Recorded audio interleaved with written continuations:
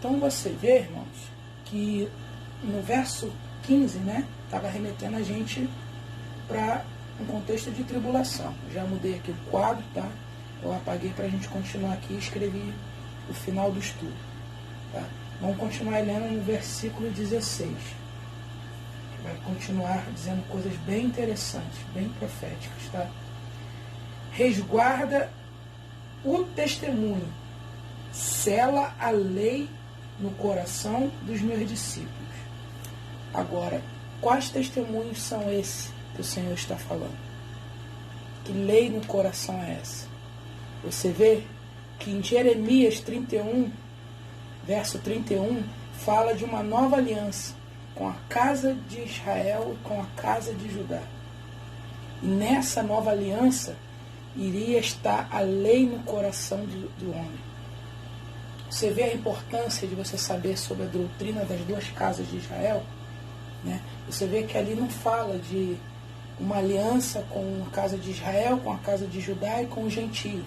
Não, mas que a aliança de Deus ia ser com essas duas casas.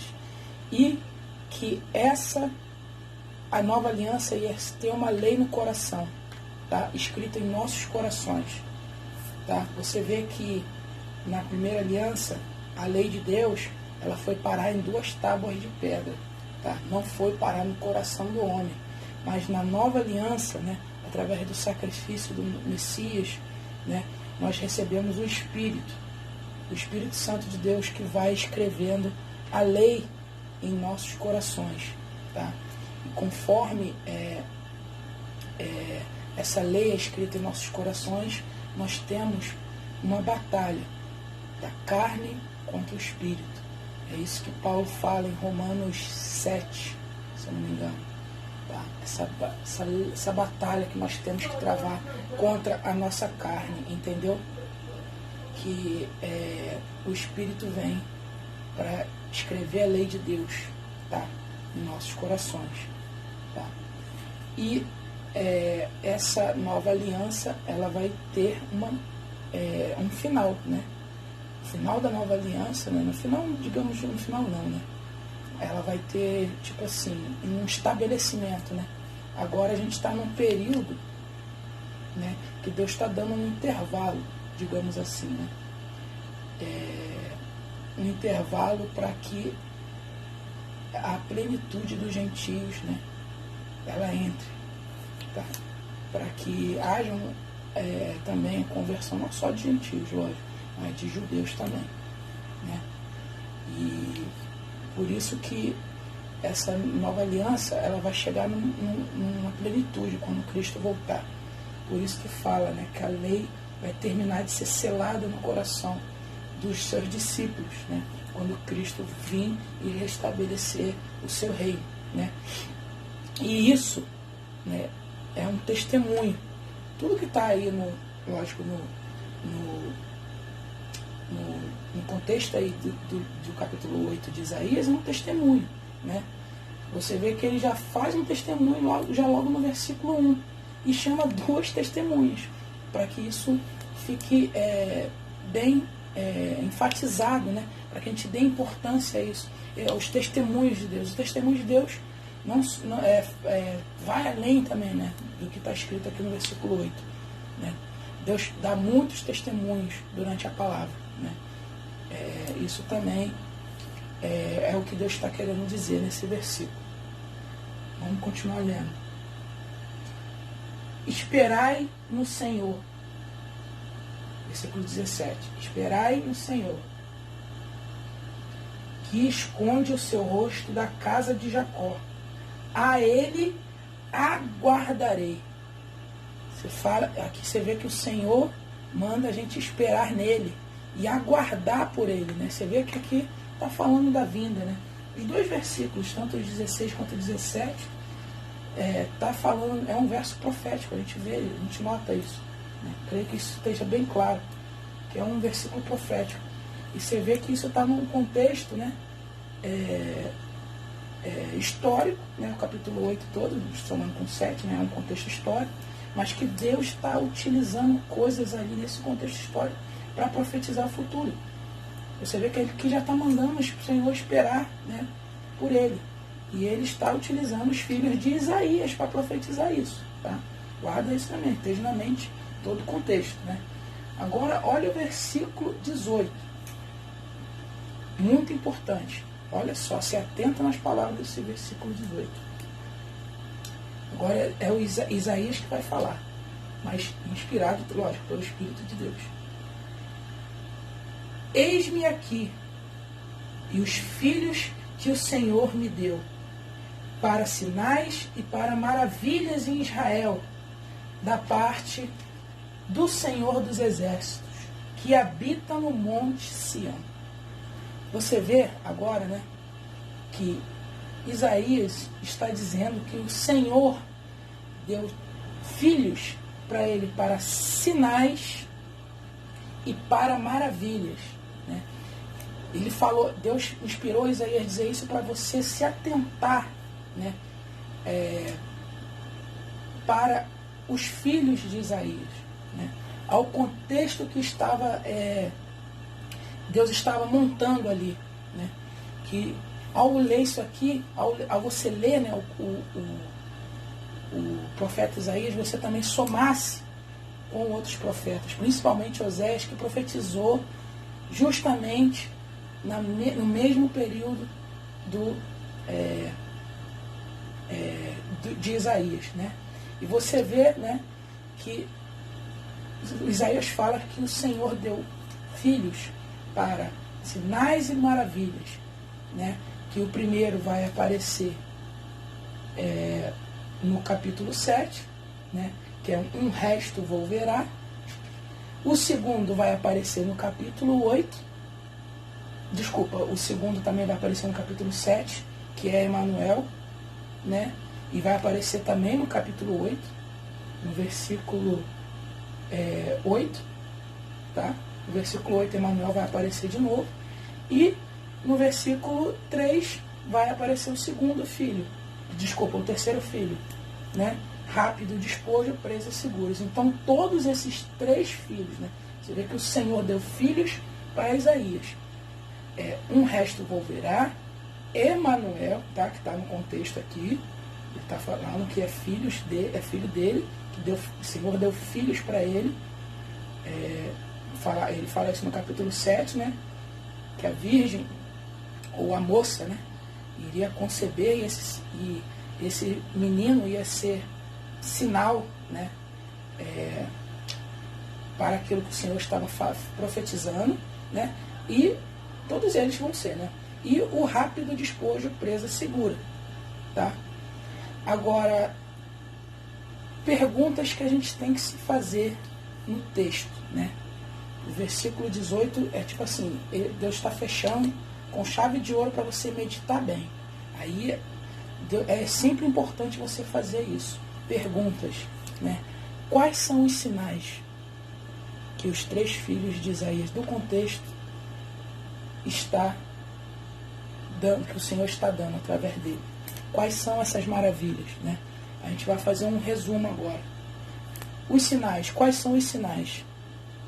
Que a casa de Israel, cabeça Efraim, ia deixar de ser povo, mas um resto volverá.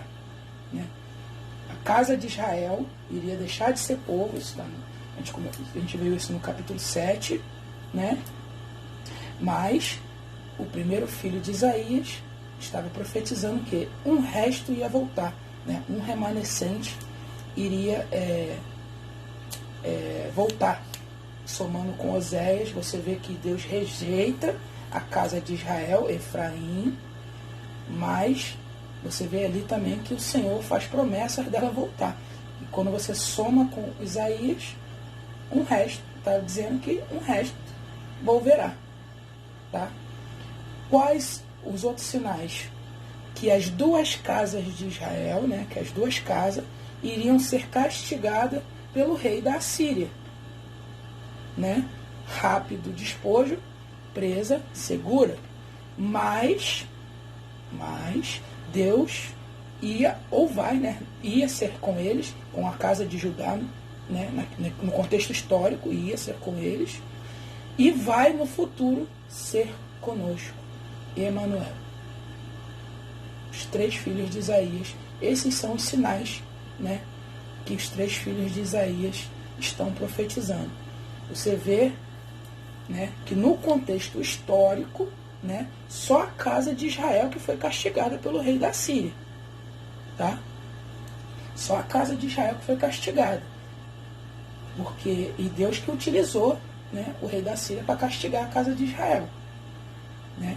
Mandou eles para o cativeiro assírios e a casa de Israel foi o rei da Síria que dispersou, né, o reino, né, da casa de Israel entre as nações.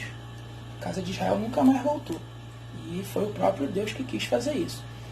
E na nova aliança, né, Cristo tá chamando de novo a casa de Israel. Entendeu? Cristo está chamando a casa de Israel de novo, não só a casa de Israel, mas a casa de Judá. Tá? Mas a casa de Israel está sendo voltando para fazer parte do reino de Deus, para Deus voltar com o seu reino, né, com as 12 tribos, mas conforme Deus colocou a casa de Israel, Efraim, né, como cabeça, Efraim tem uma bênção profética de se tornar a plenitude dos gentios. Então, como Deus está chamando de novo a casa de Israel, os gentios estão sendo enxertados na boa oliveira. É isso que Paulo fala em Romanos 11. Tá? Então, a boa oliveira é Israel e os gentios estão sendo chamados, sendo enxertados, vindo junto na casa de Israel, fazendo parte assim do reino de Israel. Entendeu? E quais são, né,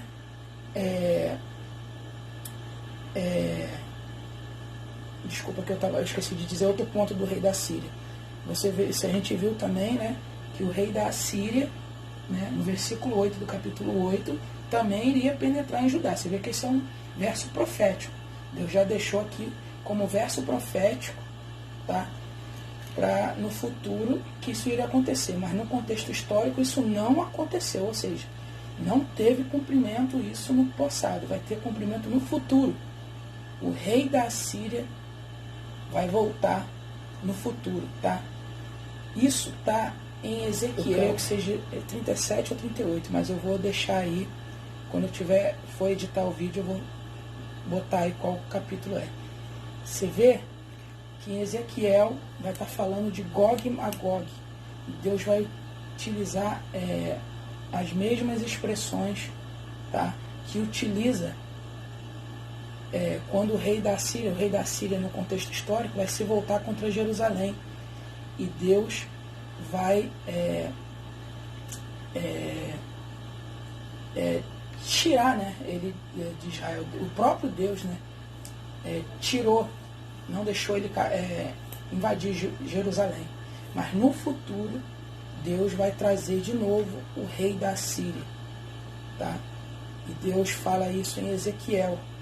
Gog e Magog, que está em Apocalipse. É o rei da Síria voltando, tá, para invadir Jerusalém. E isso no tempo do fim. Tá? E quais são as maravilhas também contidas aqui no contexto, né, que os filhos de Isaías estão profetizando? Que Deus vai ser santuário para as 2 casas de Israel. Por isso, espere por ele e aguarde na tribulação que ele virá. Né? A gente vê isso no versículo 14, que ele falou que vai ser santuário para as 2 casas de Israel, né? E que no versículo 17 ele fala, espera no Senhor, né? Que ele vai vir. No versículo 15, que é o anterior, dá um contexto de tribulação, e o 17 fala, né, para a gente esperar por ele, porque ele será conosco nesse período de tribulação. Entendeu? Quando o rei da Síria estiver invadindo Jerusalém. Tá? E a outra maravilha, que os filhos de Isaías estão profetizando, que Deus vai selar de vez no coração do seu povo a sua lei e estabelecer de vez a plenitude da nova aliança, né? A gente vê isso no versículo 16, né? Que Deus está testemunhando que vai selar de vez no coração do seu povo a sua lei, né? E isso vai se cumprir quando a plenitude da nova aliança estiver estabelecida, que vai ser no reinado de Cristo. Entendeu, irmãos? Então você vê quantas coisas tem, né? Só em 2 capítulos, né, do profeta Isaías. Paulo tinha isso tudo em sua mente, tá? Essa era a grande soma que Paulo tinha na mente. A gente vê aqui Deus revelando o reino que vai se levantar o anticristo, Deus revelando, né, a nova aliança, né?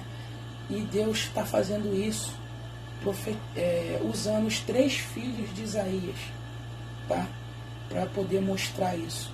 Então, olha quantas coisas ricas tem nesse capítulo, nesse contexto, né, de Isaías, tá? Deus fez coisas maravilhosas. Os apóstolos entendiam isso muito bem, principalmente o apóstolo Paulo, tá? Ele somava isso tudo, né, e pregava com intrepidez o evangelho, principalmente para os judeus daquela época, entendeu? Paulo tinha isso tudo na mente e mostrava isso tudo para os judeus daquela época que não cria que Yeshua, né, que Jesus era o Messias, né? Isso tudo está na mente de Paulo, isso tudo Deus está na mente dos apóstolos, né? E isso tudo Deus está